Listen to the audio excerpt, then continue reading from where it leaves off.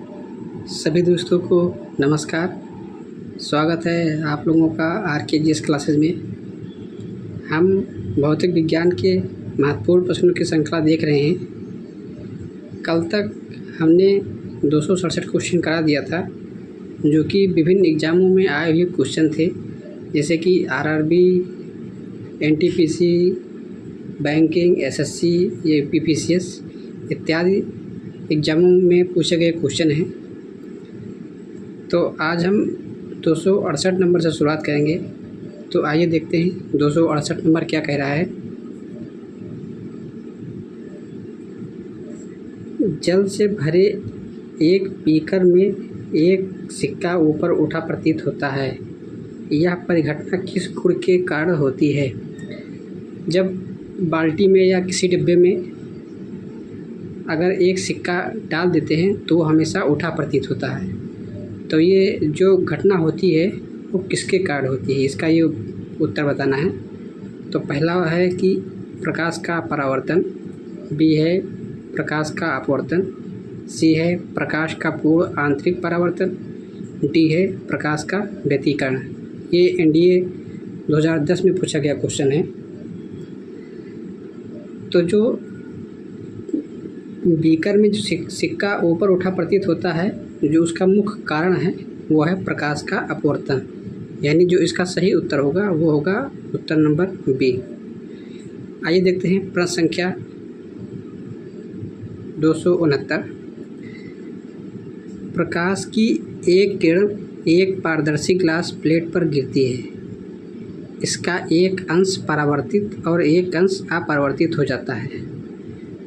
परावर्तित एवं अपरावर्तित किरणों आपस में लंबवत होंगी। मतलब अगर कोई प्रकाश किसी ग्लास पर पड़ता है तो वो रिफ्लेक्ट करता है, तो जो होता है आने वाला कोण और जाने वाला जो रिफ्लेक्ट एक्शन होता है उसके बीच बताना कि कितना कोण बनता है। पहला है 90 डिग्री आपतन कोण के लिए, बी है शून्य आपतन कोण के लिए, सी है केवल एक आपतन कोण के लिए, डी है एक से अधिक आपतन कोणों के लिए। ये भी NDA 2010 में पूछा गया क्वेश्चन है। तो जो परावर्तित एवं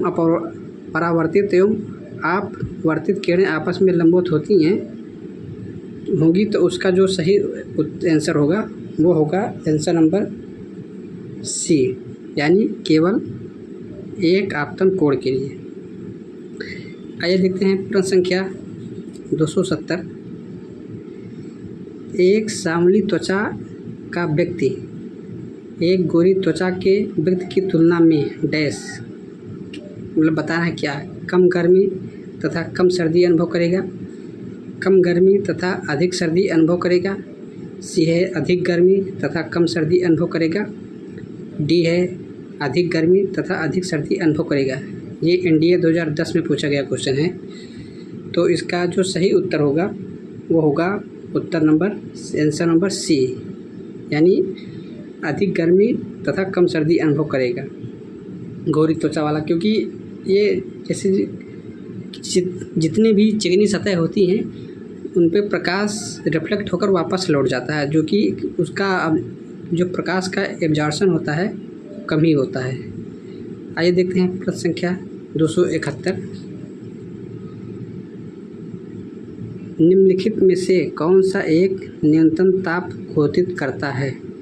पहला है 1 डिग्री सेल्सियस मापक्रम पर, बी है 1 केल्विन मापक्रम पर, सी है 1 फ़ारेनहाइट मापक्रम पर, डी है 1 डिग्री रिओमर मापक्रम पर। यह भी NDA 2010 में पूछा गया क्वेश्चन है। तो इसका जो सही आंसर होगा वो होगा ऑप्शन नंबर बी, यानी 1 केल्विन मापक्रम पर न्यूनतम ताप घोषित करता है। आइए देखते हैं प्रश्न संख्या 272। यदि एक पिंड सरल आवर्त गति में गतिशील हो तो वेग एवं त्वरण में कालांतर जो फेज डिफरेंस कितना होगा? पहला है 0 डिग्री, बी है 90 डिग्री, सी है 180 डिग्री, डी है 270 डिग्री। ये भी NDA 2010 में पूछा गया क्वेश्चन है। तो इसका जो सही आंसर होगा वो होगा आंसर नंबर बी, यानी 90 डिग्री। आइए देखते हैं प्रश्न संख्या 273। ये एक पिंड ऊर्ध्वाधर दिशा में ऊपर प्रक्षेपित किया जाता है तथा वह पुनः धरातल पर गिरता है। इसकी स्थितिज ऊर्जा जो है काइनेटिक एनर्जी क्या होगी? पहला है धरातल पर अधिकतम होगी, बी है सर्वाधिक ऊंचाई पर अधिकतम होगी, सी है वापसी यात्रा के दौरान अधिकतम होगी, डी है धरातल तथा अधिकतम ऊंचाई दोनों पर अधिकतम होगी। ये भी एनडीए 2010 में पूछा गया क्वेश्चन है। तो इसका जो सही आंसर है वो होगा आंसर नंबर बी, यानी सर्वाधिक ऊंचाई पर अधिकतम होगी। आइए देखते हैं प्रश्न संख्या 274।